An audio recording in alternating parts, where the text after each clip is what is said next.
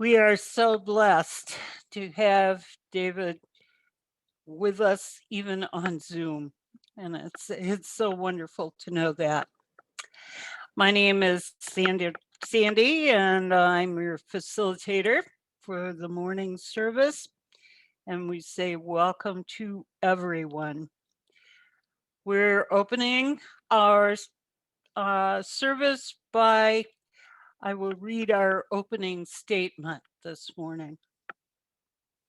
There is only one power and one presence in the universe, God the good, all power, ever present, all knowing, and we are one. And our vision statement here at Unity Church of Jackson, we are a spiritual community with a passion to share love, faith, and hope. And our mission statement, we are an accepting, loving, and faith-filled spiritual community that honors all paths to God.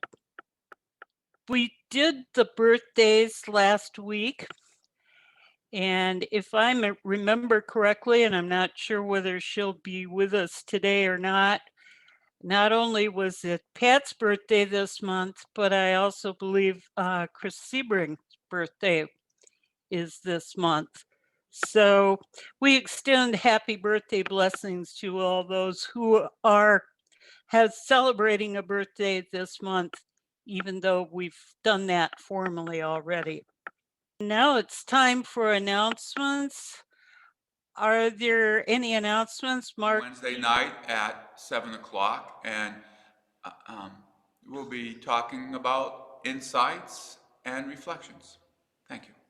There was a board meeting scheduled for today, a Zoom meeting after the service. Because of Virginia's challenges right now, we decided we're going to wait 1 week and have it so that everybody can fully participate. So that has been postponed for 1 week.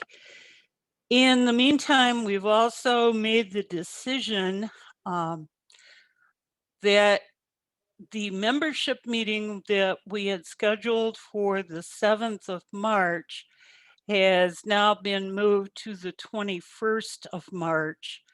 There are just a number of things that need to be taken care of before we can go into the annual membership meeting. And that's the situation for a lot of us in a lot of our areas of life. Everything changes. So this is just another change that is just made in the last couple of days. Just have to work through all of the things that need to be done. Our annual meeting needs to take place before the end of March. And so we're pushing it a little bit ahead or a little bit later. And hopefully everything can be taken care of and we'll be back on schedule again. So that's the board minute. If there are no other announcements, what I would like to do then is go into our 12 Powers mini lesson for the day. We are working with the 12 Powers according to Charles Fillmore, the co-founder of Unity. And it's been very interesting for me going through these 12 powers 1 month at a time. February, and by the way, happy Valentine's Day. Forgot to say that at the beginning.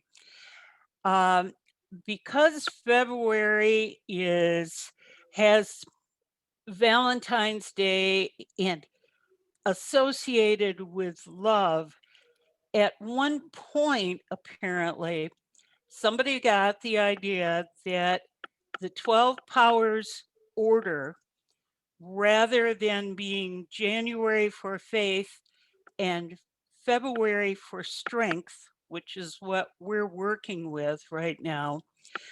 At one point, they changed that and made February represent love because of Valentine's Day and other holiday celebrations.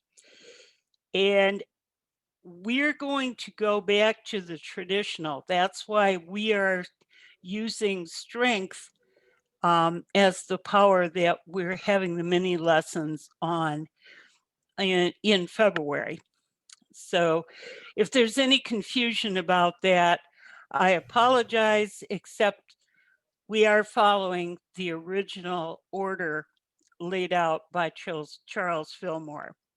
And actually, Unity Church of Jackson is on the other schedule in many of its aspects. So if there's any confusion, that hopefully will give you a reason why we're doing it this way. Talking about strength, talked about it quite a bit last week. And strength is the power.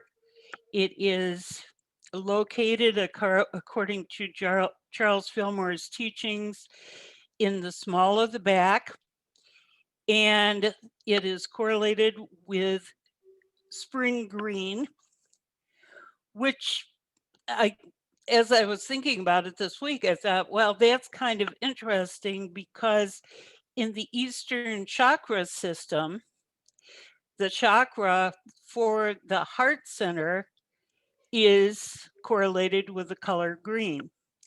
So it's kind of interesting that it kind of works out in a way because we're talking about a power.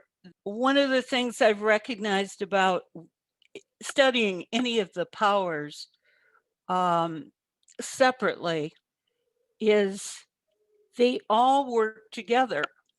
And so trying to talk about one power it is sometimes kind of difficult because it depends.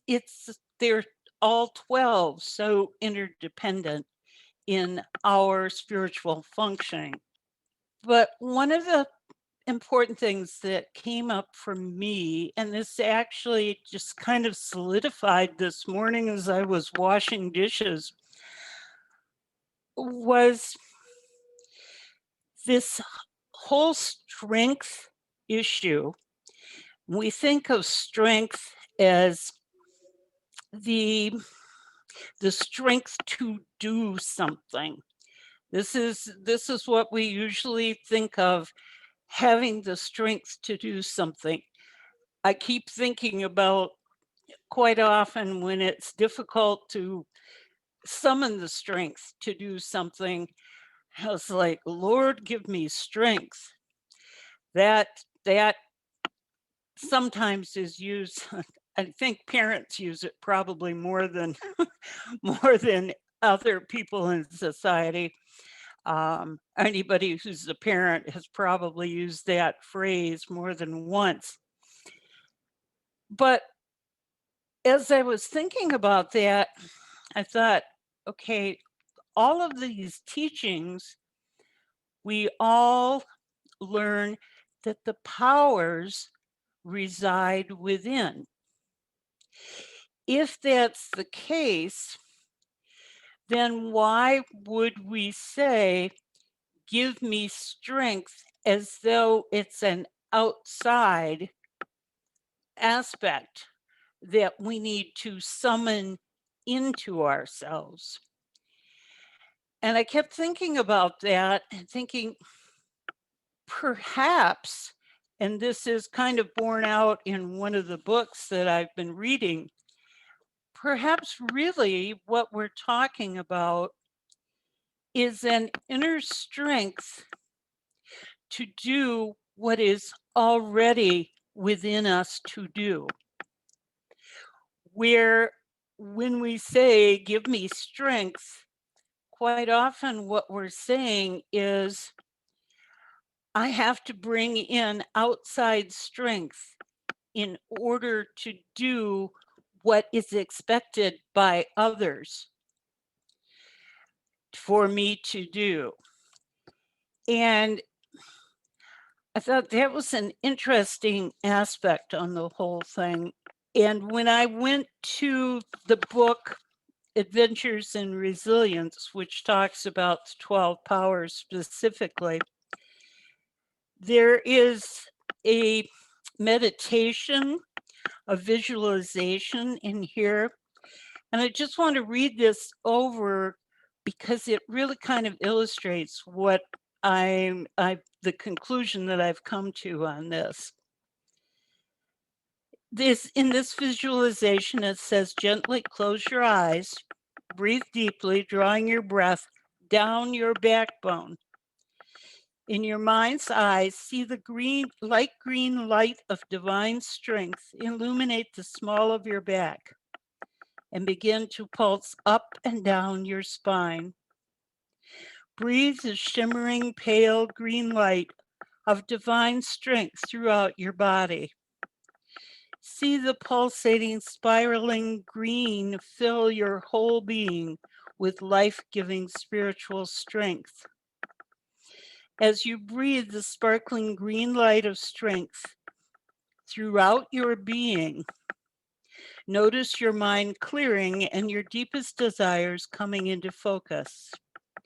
Your noblest and most exciting intentions become clearer. Your next right steps are revealed. Right action becomes irresistible. You feel an expanding sense of effervescent hope. You know what to do and have the power to do it. See yourself living in the answer to your prayers. And to me, when I read that, it really brought home. It's not about asking for strength from outside to do something that is actually dictated from outside, from other people and so forth. No, it's summoning from within the strength to do that what we know is our right thing to do.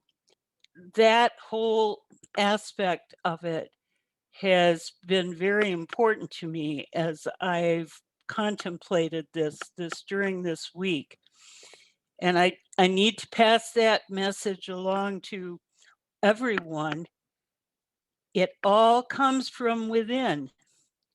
This is the message that we've all been talking about for a long time. And that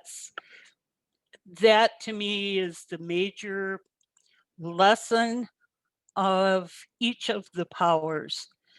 They are all within us. We need to go in and create them throughout the body, that they're all working together. And we're working on doing what is ours to do. And strength is within us to do what is ours to do. And then we need to only summon the strength from within and not look without for something, for strength to do something that is not ours to do. So I leave that thought with you as something that I think all of us can contemplate over the next week. And we'll look at another aspect of it next week. So we're now moving into our time of offering. I ask that you imagine holding your gifts in your hand, whether these are monetary gifts or gifts of your time or talent or treasure. And as you contemplate these gifts that you give, that are yours to give, repeat silently with me this blessing. Divine love, through me, blesses and multiplies all that I am, all that I have, all that I give, and all that I receive. Thank you, God. And now we'll enjoy the musical offering David has prepared for us.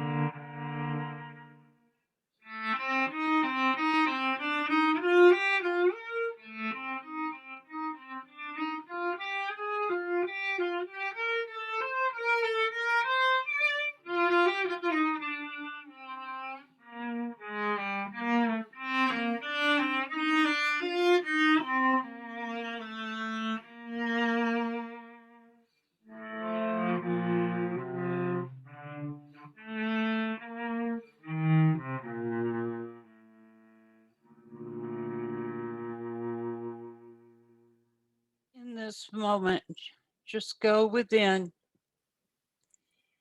and feel that welling up of gratitude. It's a welling up of knowing that we are blessed. Just breathe that in. All of our gifts are blessings. We are blessings. And we give thanks that this is so. And we say, thank you, God. Thank you, God. Thank you, God. And amen. The meditation and the lesson today will be presented by Luann Champion. Luann is one of the spiritual seekers in our midst. She has become a new member of the church as of last fall, and we are so pleased to have her as part of this congregation and to have her as leading our meditation, giving us the discussion kickoff lesson, after which everyone will be invited to participate as they feel led to do so. And so we begin with listening to David play the Lord's Prayer and immediately followed by the meditation by Luann.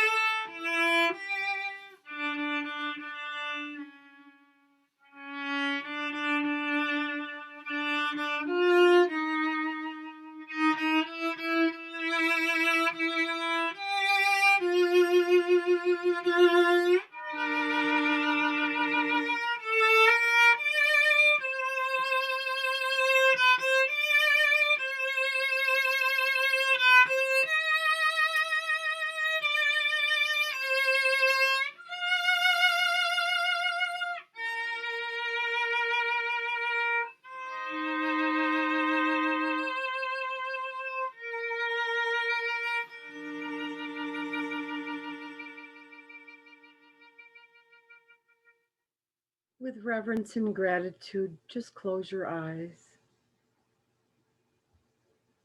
Breathe deeply and let go of any cares or concerns. Feel the presence of love in your heart as a light that glows brightly within.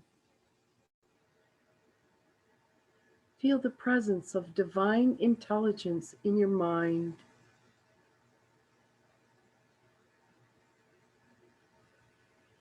It is a light that glows bright within the center of your mind.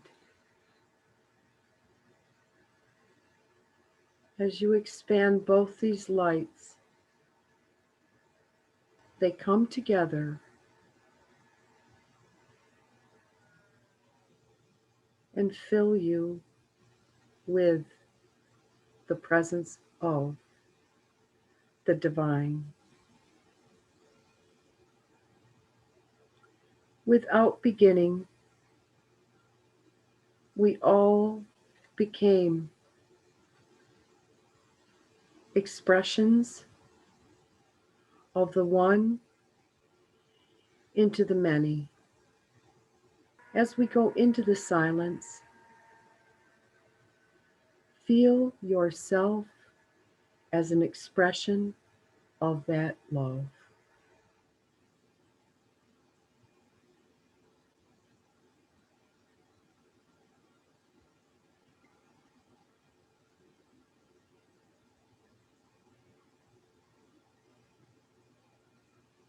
As we come back to ourselves,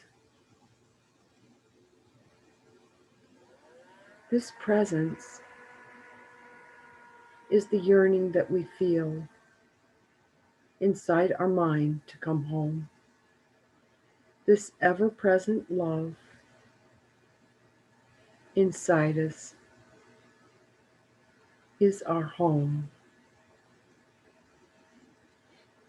This is who we are. This is what we've come to express. And as you come back and breathe deeply, feel and be the beauty that you are. My talk today is called Love is a Four-Letter Word. Why this title, you might say? It is because of my earlier experience of love with those who had their own limited understanding of what love really is. I personally have denied the presence of love many times in my life. I am doing this only because I love you, my parents would say as they're about to discipline me. Okay, then you don't have to love me right now. Let's just forget what I did and we'll go on from here, okay? I will love you forever, said my first boyfriend before he broke off our friendship and walked away. Then, if you love me forever, why are you leaving? Experiences like this in my life made no sense at all, since deep inside myself, I've always felt that true love would not hurt, leave me confused, or feeling alone. What is love? Most of us experience it as a longing. It is an experience that we crave, we yearn for, and yet in our search outside of ourselves, we feel let down. Throughout life, we've been hurt, disappointed, left alone in the name of love. However, in contrast, we've all felt great inspiration when we have love in our hearts, creating great works of art. Love through appreciation and gratitude can flow through us as we are guided to write in a journal or perhaps write a poem, write the words to a song. Then what's the difference? The concept of love has many categories. The two that I will speak of is human love and divine love. Love from a human perspective has conditions. I will love you if you're this way. I will love you if you are the way I want you to be. I will love you until I disagree with you. I will really love you if you take the trash out, and then I'll love you back even more. Human love indicates something in return for what has been given. Divine love, however, is impersonal. It just loves for the sake of loving.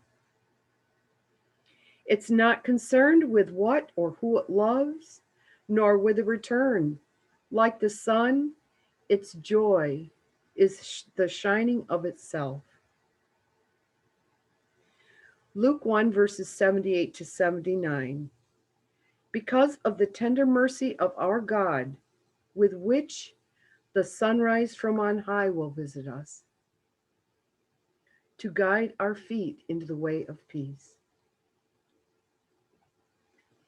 Fortunately, through maturity, the realization that those who are disappointing me or hurt me were mostly well intended. My parents knew that I needed great discipline to grow and be successful. That first boyfriend was never meant to stay in my life. He knew somewhere that this youthful relationship was just a moment in time. Once the concept of forgiveness became a part of my life, through the study of unity of principles and the Course in Miracles, that's when my relationship with real love began. Through forgiveness of people that make mistakes with us, allows our heart to become lighter, life becomes brighter, and there is less that is required by life to make us feel complete. Then, when I discovered the concept of divine love and unconditional love, I was really confused. Come on, all love is conditional, right? Then along came unity again. To explain that in our human experiences, love or oneness, this is the power that draws people together as family and friends.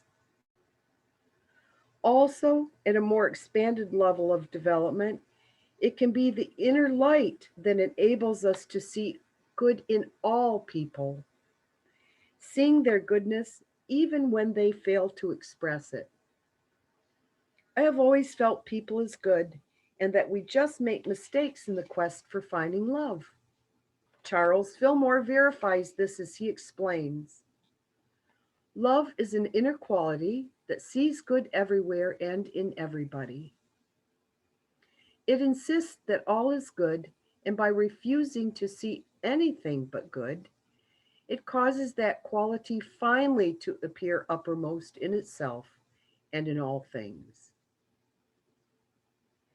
And in John 4:16, and so we know and rely on the love God has for us. God is love. Whoever lives in love lives in God and God in him. In my life, the term divine intelligence is the presence of God. And as we're taught, this is the presence through all things. All cars, trucks, homes, churches, people, animals, and nature itself comes from this unseen, indescribable force. No wonder there's been difficulties. We have all been trying to use words in our finite understanding to describe something that is limitless, eternal, and invisible. We all know it's there. And we see miracles of creation everywhere. Since God is love, we are in God's image, which is love, and God is everywhere. All we see and experience is God or divine intelligence, including ourselves. There is nowhere that God or love is not. So maybe we're just making too big of a deal trying to find love outside of ourselves. There's a story of two people snorkeling in the Caribbean. Looking down as they are swimming, their heads bumped. Oh, excuse me, said one person to the other, coming up for air. Oh, I was just looking for something. Oh, me too. What are you looking for? I'm looking for the ocean. Wow, so am I. Someone says it's right here. Really? Yup. Well, if you find it, will you please let me know? Sure will. Well, good luck. And good luck to you too. And off they went. As we've cursed the absence of love as we imagine it, we can also be grateful that there's nothing more we have to do. Love is here right now. In the breath we take, everywhere we look is the presence of the divine. Everywhere. The language of the divine is silence. In the stillness, you will find all that you seek. When you pray, when you just sit quietly and listen, you relax into what love really is. As in the beginning, love really is a four-letter word. Love can be openly viewed everywhere. That is what love is. Thank you. So we can open up for discussion now. Be here today or not, but I'm feeling pretty good. So didn't want to miss my dear friend. And it was just beautiful. Both of you were just, I came in when Sandra and then Luann were speaking. And I just love, the whole message is it's all on the inside. It's the same thing, with strength.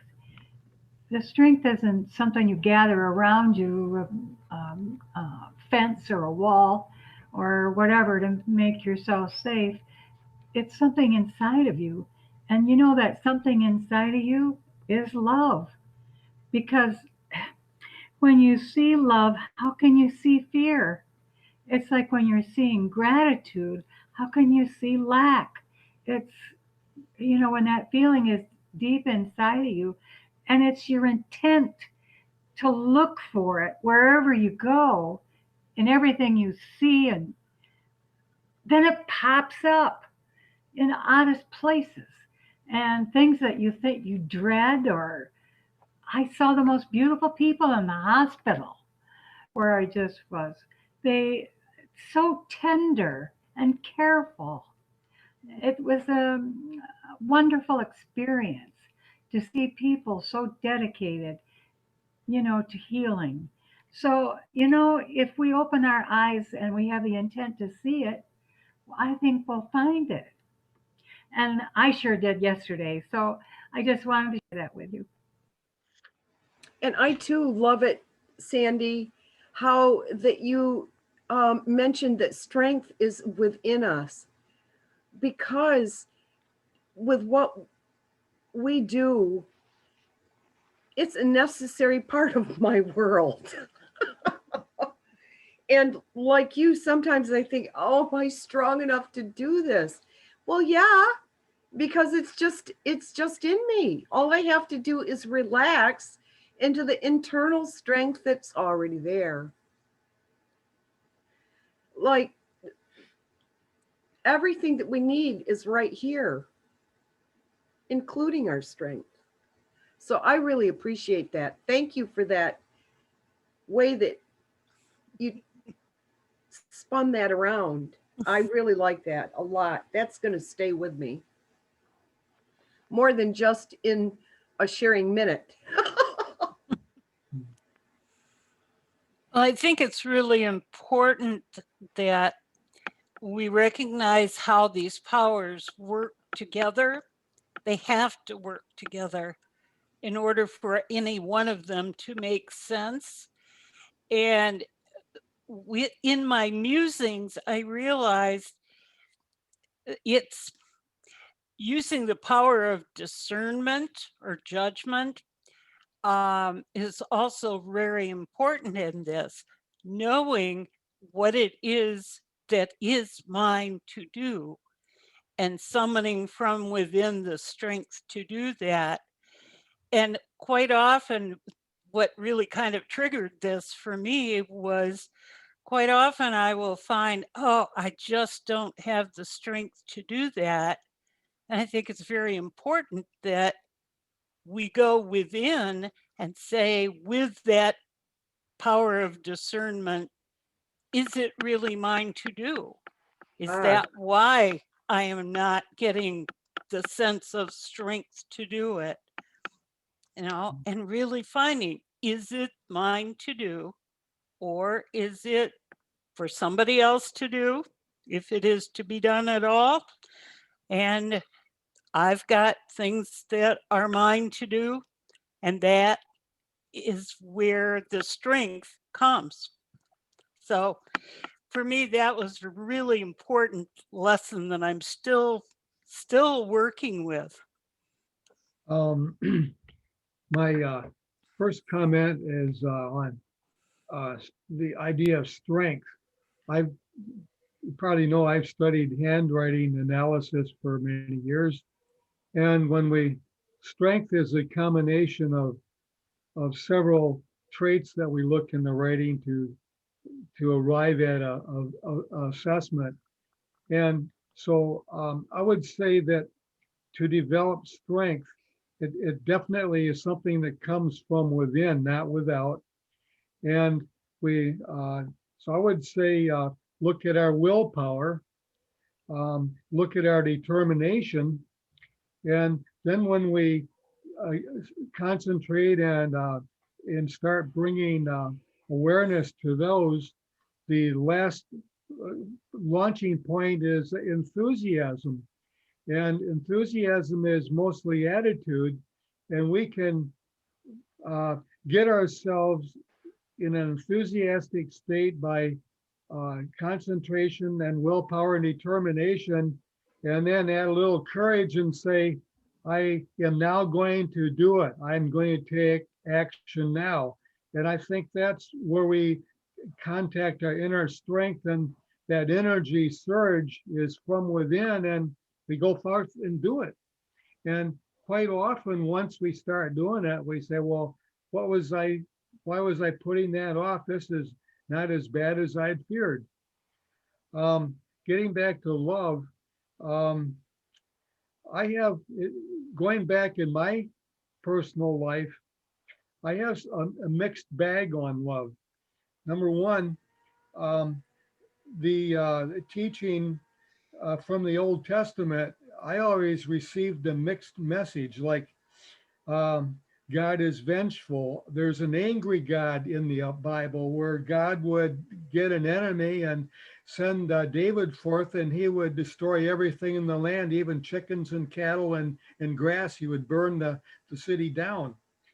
That did not sound like unconditional love in progress. Or um, then the other thing was love thy God as God loves you. And then in parts of the Old Testament where God would banish you to eternal hell if you didn't follow certain rules. And they were very conditional rules. And it wasn't until I think you would start later on, they would read things from the New Testament, which was completely opposite in Jesus's teaching on love. So I think that for one to conceive unconditional love, you have to sometimes go out and weed out all the garbage that you learned from the false teachings on God and love you may have received in early church teachings. And because when you read about unconditional love, then you go, well, gosh, do I see that in the present life? And most the human conditions that I see, there's anything but unconditional love. It's almost you have to go within and say, this is a great concept. I want to see more of it in this life. So I think for me, the search of unconditional love is an ongoing process and seeking. If I may speak now, thank you, Sandy and Luann. Sandy, you were right on the 12 powers. They all intermingle. You can't just say one is more powerful than the other, because they all intermingle. And strength, when you were talking about strength, I was seeing that when you say, God, give me the strength, I can be asking it from different directions. Give me strength. As we grow up, we get habitual in the way we believe and the way we live our life. And as we're growing and searching, I find myself saying, God, give me the strength to not go back to my habit of how I live or thought, and to stay on my path that I'm going towards, or give me the strength to endure what I am perceiving as pain or sorrow, or whatever I may be going through, but I'm asking for strength to stay centered. And it's not always easy. It's sometimes scary because you have, like Dan said, we've been taught to think of love. Not maybe they didn't mean it, but we've been taught to look at it as conditional. When I think back, as Dan was talking about Jesus, I don't think I think of where I ever read that he said, go and do harm to anyone else.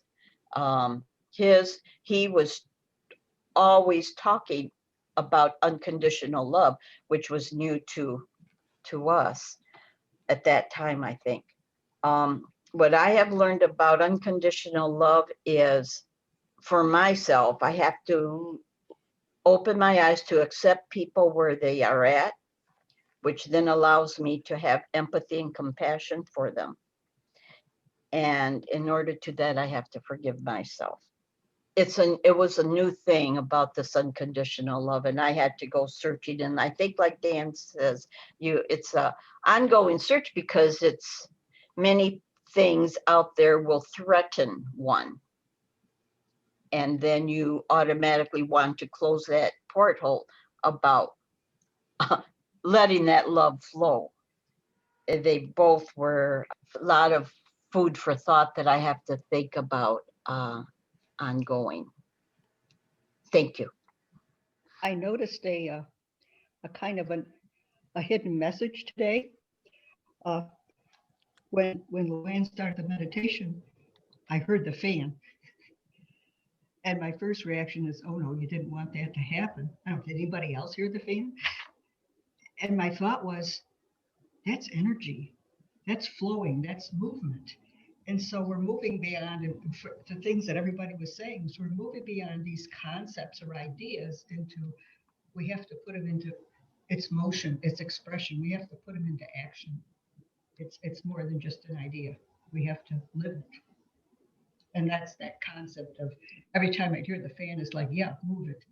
Energy has to move. Good morning, everybody. Virginia, I'm glad to see you. I'm glad to see you and hope that you're okay with your surgery. And as we were speaking, and I want to thank everybody everyone here who's worked with the lesson on strength and on love and how they all work together. I'm thinking about strength as being an inner resource, and this song popped into my head, which I posted in the chat. So I don't know if any of you have heard of Buju Banton. He's a reggae artist from Jamaica, and he writes some deeply spiritual music that I really love. And so the song just popped into my head, and I pasted the lyrics in the chat. But now I will be thinking about having it be an inner strength and not coming from the outside. You know, Pat, you're right about that energy, and we have to keep it moving. It's interesting because I go back and forth on it. So when I look at it as energy, it's not threatening. Isn't that interesting? Because it's non-judgmental. When I look at it from my emotional point, then I'm drawn to, I want to go to the conditional, and it's so. I have to let go of so much. I think I don't know. That's a question I have to put out to you guys. But love, for me, it's not threatening. And when I look at it as energy, because it's non-judgmental, divine energy. And emotion, it's a little threatening. It's interesting. Thank you for mentioning that. Both, I think, two or three of you, I think you, Luann, and Sandra too, were talking about, someone did about, oh goodness, if I can say it now, forgiveness is a very interesting thing, because when you can, it's so dependent on you forgiving yourself. It's an inner, when you talk about love, the impediment may be that forgiveness. And when we learn to forgive ourselves, we can forgive others. And when we forgive others, we learn to forgive ourselves. So it's really one of those giving and receiving situations. And as we do, the loving part becomes much easier. Um, if there is an impediment in which, we've been hurt by someone, especially someone that we love, I think it has to start. For me, sometimes I think guilt to me has brought me to the place of, how when you really feel guilty and you just can't avoid it. If you can forgive yourself for whatever silly thing that happened, or even serious thing that happened, then you can forgive other people. And it makes so much easier to get out of that judgment mode. That well, they deserve love, or I deserve love, or there's something I feel that touched on this conversation we're having has brought this up to me, I guess. So I'll let that go to you guys. The most important thought that came out of my talk for myself was, out of the clear blue space of my being, the language of the divine is silence. So that's kind of contradictory. However, I really believe that as we seek, if we open up our hearts with reverence and gratitude and expectations, and with the acceptance inside us that we will feel and experience the divine, it's going to happen. Love will show itself up. We will feel, we will experience that love. Just like in the Bible where it says, knock and the door is open unto you, seek and you shall find. It's just, I think that we just have to believe that in reverence and gratitude, as we open, it's there. And once we have it, we give it, we experience it by giving it. What a contradiction that is. Because half of my life, I was waiting for love to happen. Well, forget about that. I'm just going to just start giving it. Ta-da! So that's my teaching.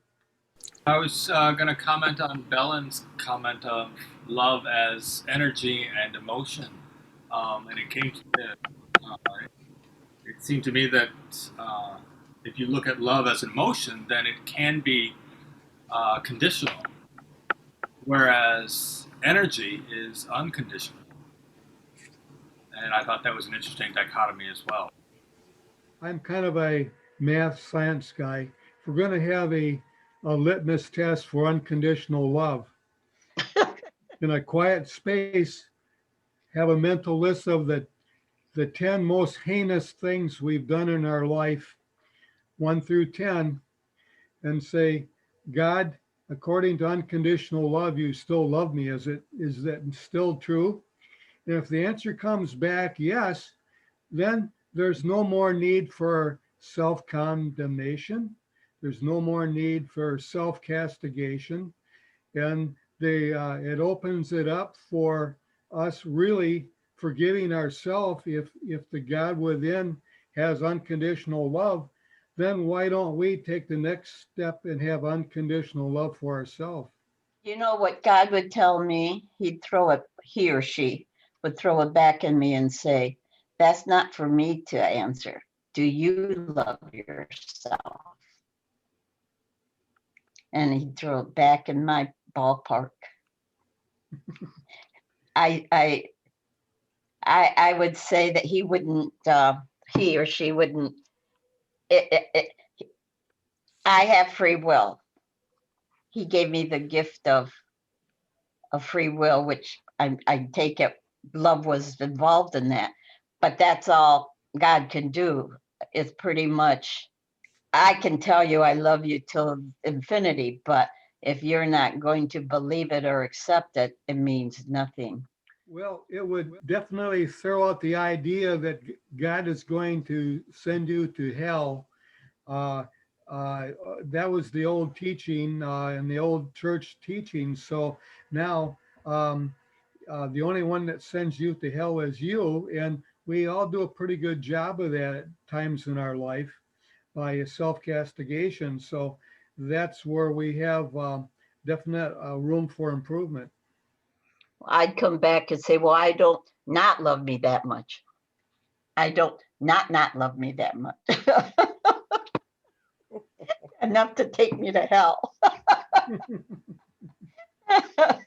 No, thanks, Dan. That's very, very good food for thought. I would actually even, I don't know, counter or expound on that thought of the 10 points. But if the answer came back that God didn't love me, then obviously I have an Old Testament view of who God is, as opposed to a New World Testament where God is love and that love is unconditional. So it would sort of tell me then, where am I putting my faith and belief? Is it in the Old Testament vengeful God, or am I, fully embracing the New Testament teaching, which does take a lot of faith because it is such an incredible concept to have, after centuries and millennia of a God that was so vengeful. So, Yeah. that. Unconditional and impersonal are the same, and that God's love is impersonal because it is unconditional love. And I'm reminded of the weather, that the weather is not personal. The weather doesn't say you were good, so I'm going to give you warm weather today, or you were bad, so I'm going to give you hail. And it just doesn't say that. Weather is just weather. And when it's a sunny day, I don't say I was good today. Or if it's a rainy day, I don't say I was bad today. Forgive me, weather. Because weather is impersonal. But it's also unconditional too. That on a cold day, when I feel the sun on my face, it's personal.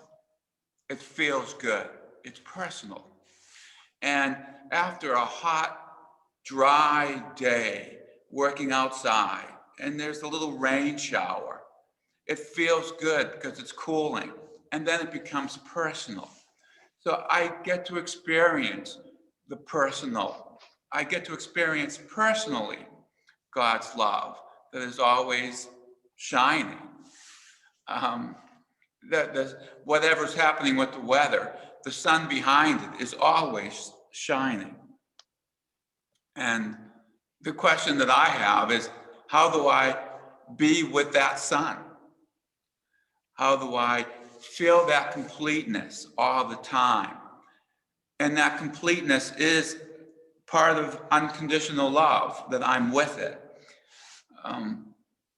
And instead of going, riding the waves of up and down, this person did that, this is wrong, this is bad, and then going for a ride that never feels good. But to be with the sun always, and to keep my focus on the sun and the warmth, no matter what's going around me, then it becomes a personal experience with the non-personal. And then I get to share that. I get to share that relationship with the sun. Tricky thing, I have trouble doing it. It's like I kind of know the answer and taking baby steps towards it. But at least I have a direction that I'm going. And I think part of that direction is having the understanding that God's love is both impersonal, but beautifully unconditional. Impersonal because that love is shared with everyone equally. So I have some misgivings on the word impersonal, because it seems like if the love is omnipotent and ever present, it also must be within me and through me, whether I'm cognizant or acknowledging it. It's a little bit, I guess, like the air we breathe. We don't really see it, we don't feel it, and yet it's constantly there. It's in our body, it's outside our body. We don't think about it, and yet without it, life would cease very quickly. And I think love has sort of that same kind of thing. It's so present instead of being impersonal. It's I don't know, super personal, if that's such a word, that we don't realize it is there until we call upon it or ask for it or beseech it with these, God give me strength kind of pleas, or why have you forsaken me? It's like, no, it's always been there. I'm not sure as yeah. So to me, impersonal seems a little bit of a just missing the mark. No pun intended. It's just something that it takes us to realize is there and has been there, for us to really, I don't know, grow, develop, move forward. I'd love to hear comments, for or against. This is all very new for me, so the thoughts are a little bit undeveloped in that regard. We finally become aware of love coming to us, coming through our senses. It becomes very personal at that point, and that's how we perceive it. That's what I hear you saying. That's interesting because I Well, remember the Course of Miracle intimidated me because they teach that there's what is it? We're not special. The Course of Miracle talks about love as being, I guess you'd talk about vibration, energy, whatever. But I was intimidated by that because I thought, how can, my relationship here, that's personal that I have ongoing. And I didn't know if I wanted to continue with that. But that's a good point, Dave, because maybe as long as we look at it that it has to be personal, it's going to be emotional. And it's emotion to me is like you're either going to choose to be in a good space or a dark space. I mean, it's a either or. It's a yin yang. It's a polarity there, polarity.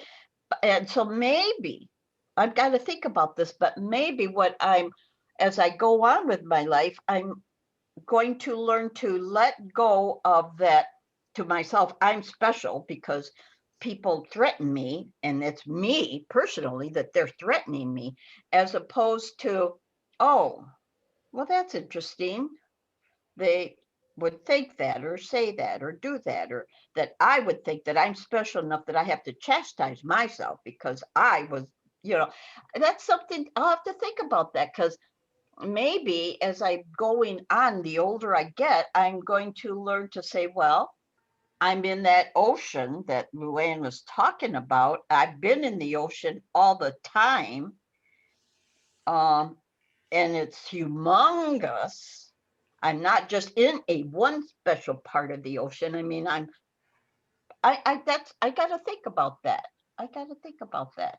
In the Course in Miracles, when that term specialness came up, I always thought he was talking about the ego, and specialness is your ego wants to make you better, more important, or worse than other people are. It's comparisons, and it's trying to get you back to, as spirits, we're all equal.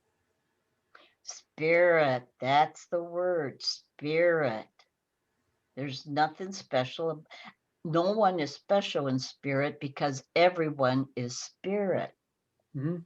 That's where we are all one.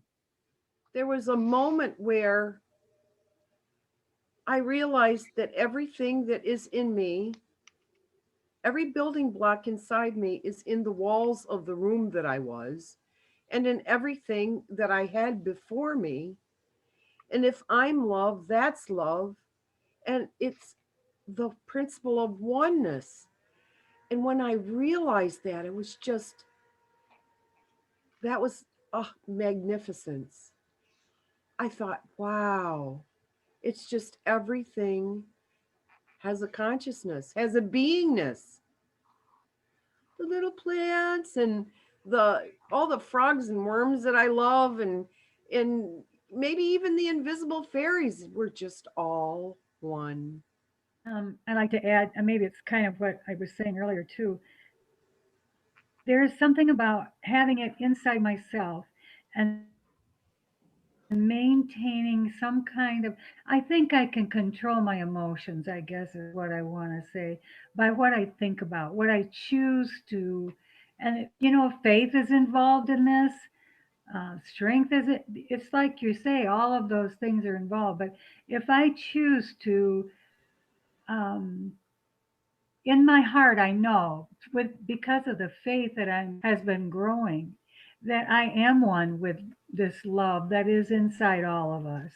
And um, if I go with the intent of looking for it in people that I see people in the news all the time that I think, oh my God, I could never look for that in them. But if I try to look for it, there is a kind of understanding that comes that to see them in that place where they're defending or they're fearful. It's like I'm seeing the fear when I don't see it obviously in them. But I know somewhere we are all one. Somewhere it is there. We just have to get it inside instead of outside. And it's interesting the thing you said about ego having to be the one without or the one with, better than or less than. And we're all equal. I guess that's something that guilt used to do for me too. One time I said, the only thing good about guilt is it makes me one with everyone else. We're all equal if I can forgive myself. So anyway. A story that was very, very prominent down at Unity Village, down at headquarters when I was living there, 40 years ago, something like that. And it was repeated quite often. It's in the books. One of the spiritual leaders at that time was May Rowland. Now, actually, I think she had passed before I was down at the village, but she was one of the big leaders. And it was a very simple story. It was one time when they were out in the Kansas City area, there was a woman that belonged to the Unity movement, was studying the teachings, but obviously hadn't quite gotten it, and was talking about the weather, that this was nasty weather. It was raining, apparently it was cold. It was nasty weather, and she just went on and on about this nasty weather. And May Rowland said, the weather is the weather. The nasty is in your mind. Was a very simple statement, but I think it speaks to a lot of what we're talking about. That's taking it personally.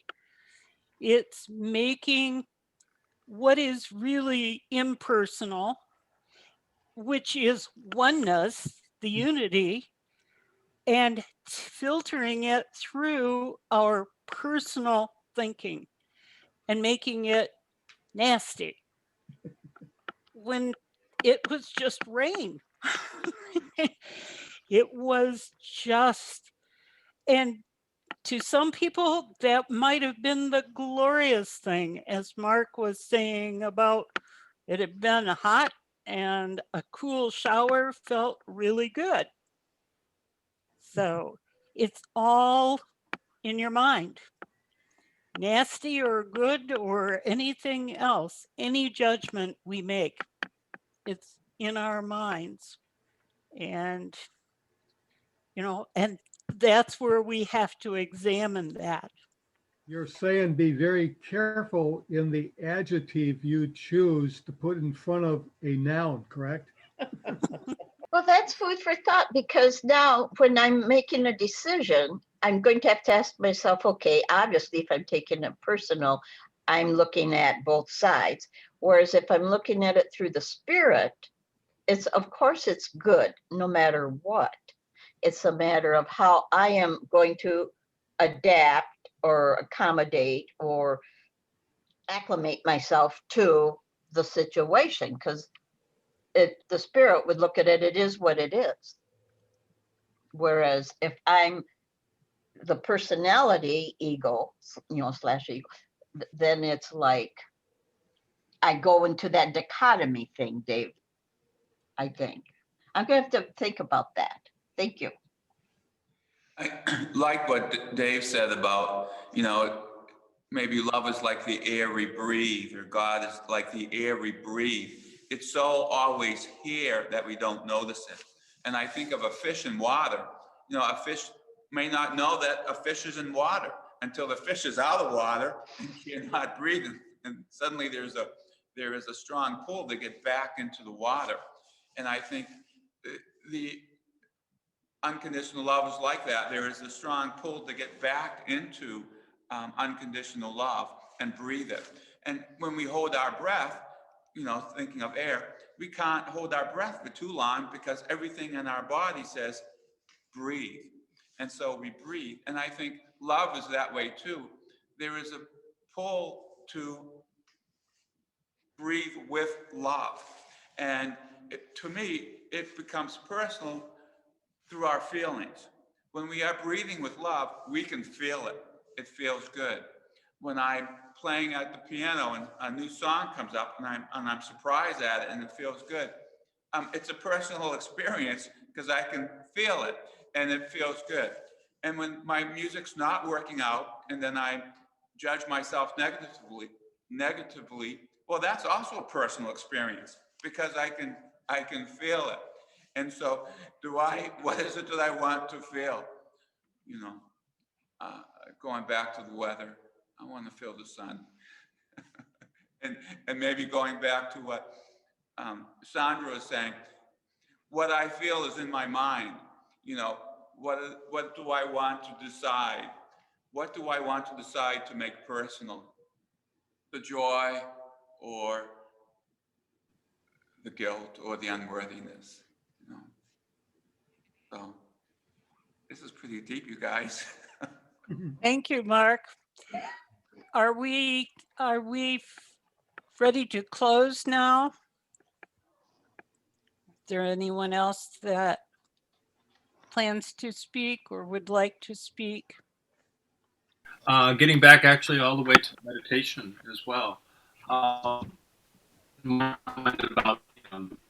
prayer, and everything is there, but when we're in meditation, we're often asked to center on that concept of breathing in air. And then Luann beautifully brought in the concept also of breathing in the love, or focusing in on that love and having it also being infused. I love how the thought of the meditative state of breathing, something that's omnipresent, as the next step of metaphor for breathing in the love that also is omnipresent. I'll leave it at that. Everyone, thank you. Thank you for all your participation. Thank you, Mark, for coordinating all of this with each person that is here. You do such a wonderful job. just being present and being part of this community. And so we now will close with Dave playing the peace song. We'll all go on mute, and then we will do prayer of protection.